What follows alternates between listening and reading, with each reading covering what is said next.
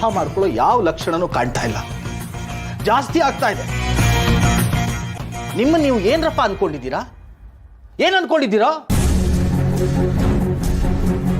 ಅಮ್ಮ ಅದೇ ರೂಮ್ನಲ್ಲಿ ಇರ್ತಾರೆ.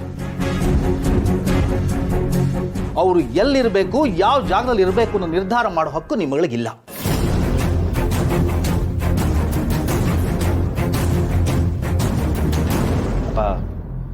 ಅಜ್ಜಿ ಅಲ್ಲೇ ಇರಲಿ, ನನಗೇನು ಅಭ್ಯಂತರ ಇಲ್ಲ.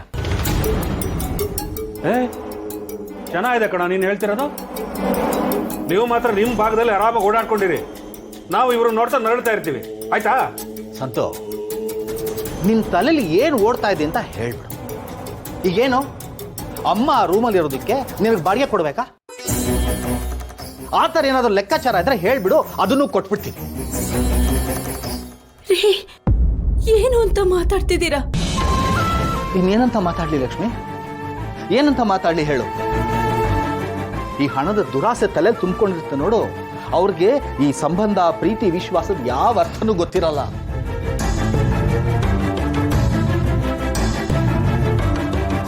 ಅಮ್ಮ ಇವ್ರು ಚಿಕ್ಕವರಾಗಿದ್ದಾಗ ಎತ್ತಿ ಮುದ್ದಾಡಿ ಮುಖ ತೊಳೆದು ಮೈ ತೊಳೆದು ನನ್ನ ಮೊಮ್ಮಕ್ಕಳು ಚೆನ್ನಾಗಿರ್ಬೇಕು, ಸುಖವಾಗಿರ್ಬೇಕು ಅಂತ ಎಷ್ಟು ಆಸೆ ಪಡ್ತಾ ಇದ್ರು.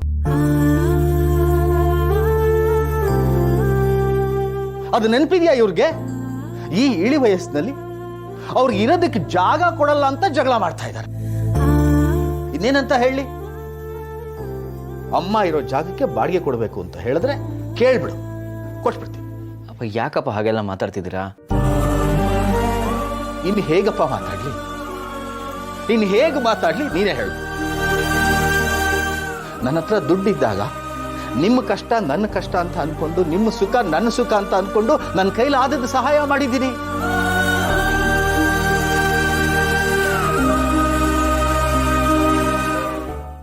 ನನ್ನ ಕಣ್ಣು ಮುಂದೆ ಬಾಡಿಗೆ ಮನೆನ ಭಾಗ ಮಾಡ್ಕೊಂಡು ಬದುಕ್ತಾ ಇದ್ದೀರಲ್ಲೋ.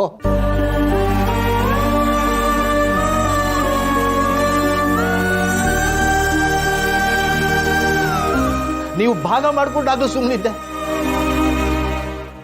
ಆದ್ರೆ ಅಮ್ಮನ ವಿಷಯಕ್ಕೆ ಬಂದ್ರೆ ನಾನು ಸುಮ್ಮನೆ ಇರಲ್ಲ.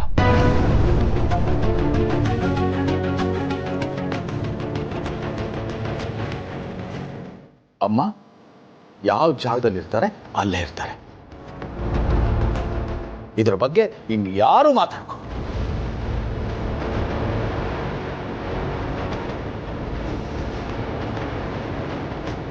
ಹೇಳ್ಬಿಡು ಸರ್.